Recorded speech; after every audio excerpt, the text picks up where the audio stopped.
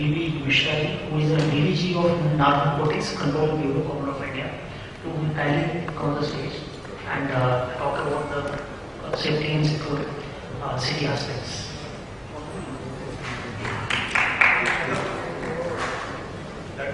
Do you have any please?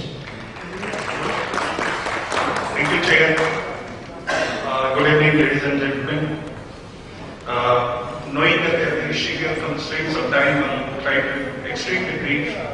That may make you feel a little jumpy at times because it may not be possible to connect concepts.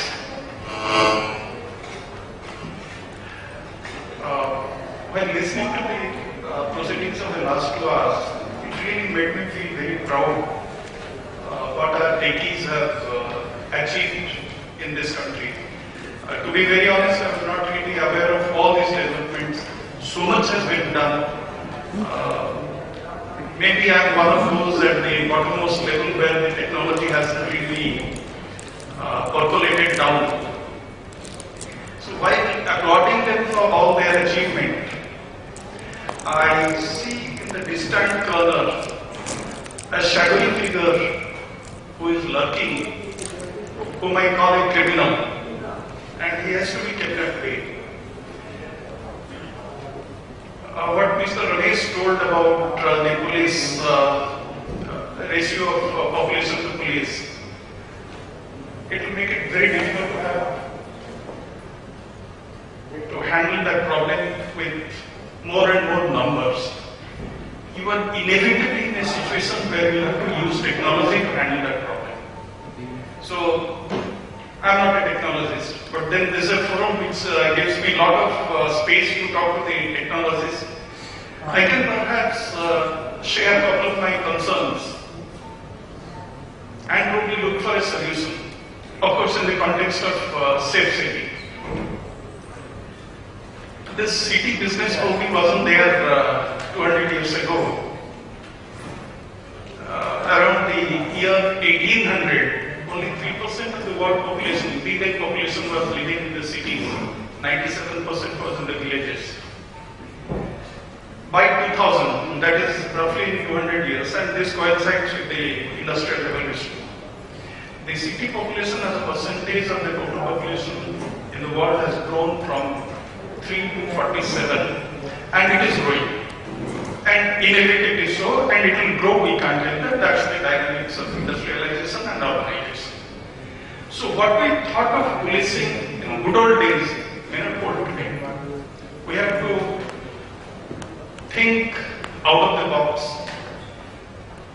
Probably good old days there are very few crimes, maybe few crimes of the body, crimes against property.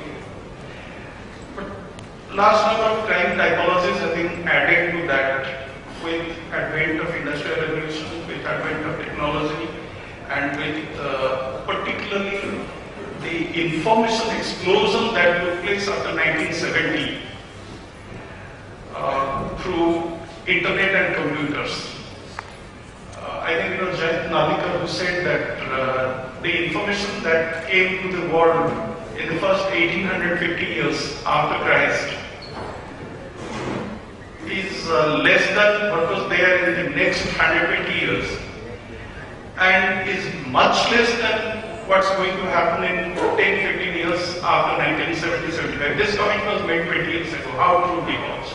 Today with the internet you have everything at a click of a mouse. 1850 years did not give you this much of information. Today you get all the information, but this information is also available to the criminal, who is the shadowy figure sitting in that corner in darkness, about whom I don't know. Now what are the crime typologies which have been added? Internet based, of course. Mobile phone has been a very good accessory for the criminal. You talk of the drug issue, you talk of terrorism, they keep talking to each other on the mobiles. And we do intercept their conversation once in a while with due permission of the authorities. Quite often we break them. But with newer applications like WhatsApp, you can't achieve that. criminals talking to each other, conversing with each other on WhatsApp. It cannot be intercepted. Dr. Ramesh was referring to the man from Karnataka. I think he was referring to. Sorry? Yeah. IM chief was caught from the Nepal border. In fact, I was reading some of the things he told. They have been using WhatsApp so that the law enforcement authorities do not get to know. Now here the criminal has an advantage over me because of the technology. Same is true of Skype. Largely true of all internet messages. Yes, hacking is possible, but normally not done. The second type of crime typology that has been added is the economic crimes. Finally, all this crime boils down to making a little more money, which includes drugs, against which I work. So, these typologies have been added apart from the existing ones that existed for the previous 2000 years.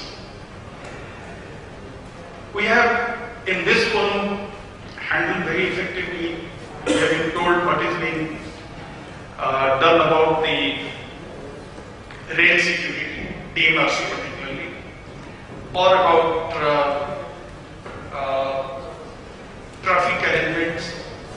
But DMRC is only a very small part of the total railway network. What about the rest of the network? Whose business is it to think of its security? We are talking of some 400 kilometers of line and 21 million passengers. Probably the Indian National Railway network is much bigger than that, and then the kind of threat it is exposed to. Terrorism is the other contribution in the crime typology. The terrorist does try to disrupt things, does try to create some kind of terror, because somebody has defined terrorism, but terror as one. You kill one to frighten millions. Just not to kill one. There could be a number of murder cases, but one killing by one terrorist has a totally different impact than 100 other killings. So all that he needs to do is to set up a bomb in a train, set up a bomb in a mall. So where do we go from here? I don't know. I am only looking for technology for help. We have been talking of pervasive video surveillance. Yes, we can have 50,000 CCTV cameras in Delhi. If we can have 300 in T3, Indira Gandhi International Airport, you can have 50,000 in Delhi.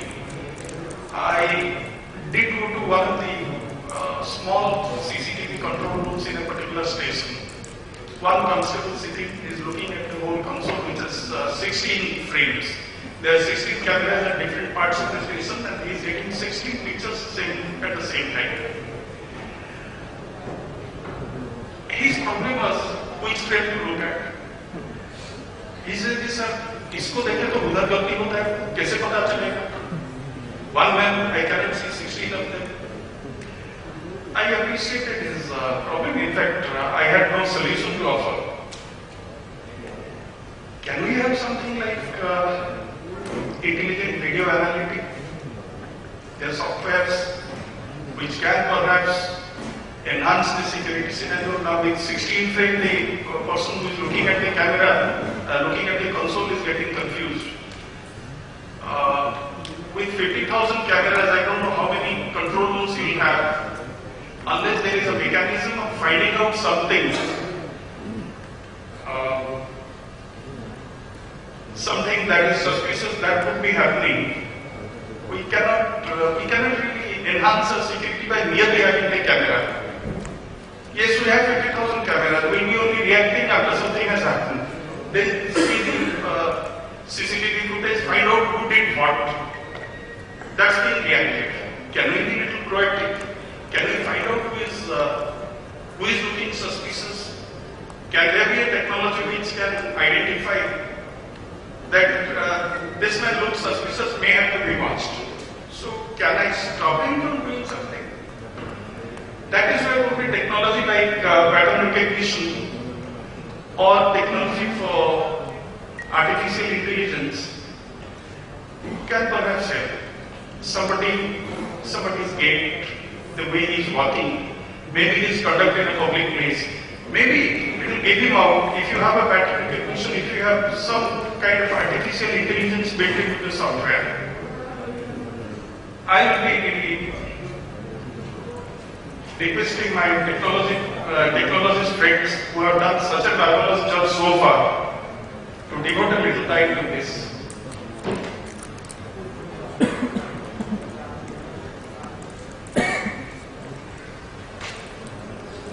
In fact, there can be a number of things which can be detected. It can be a face detection. It can be an orphan object detection. Somebody has left something there, it is lying unattended. The camera, through its own software, can straight latch on to that. Yes, here is an orphan object. I may miss it sitting in front of the screen, but the software will not miss it. And that is exactly what I will be looking forward to. If there can be something. Similarly, some interception for WhatsApp, for mobile. If I have to provide a safe city, I have to be a step ahead of the criminal. If the criminal is using WhatsApp, I must know how to break into that communication to find out what is he planning to do. Unless I do that, unless I am one step ahead of him, probably I'll be chasing him my whole life, never be able to catch up with him. Similarly, database management, we have already, other speakers have spoken with a volume of data which can be easily managed with software. To a safe city concept, I can only say that there are certain non-technical options also. These are the technology-based options.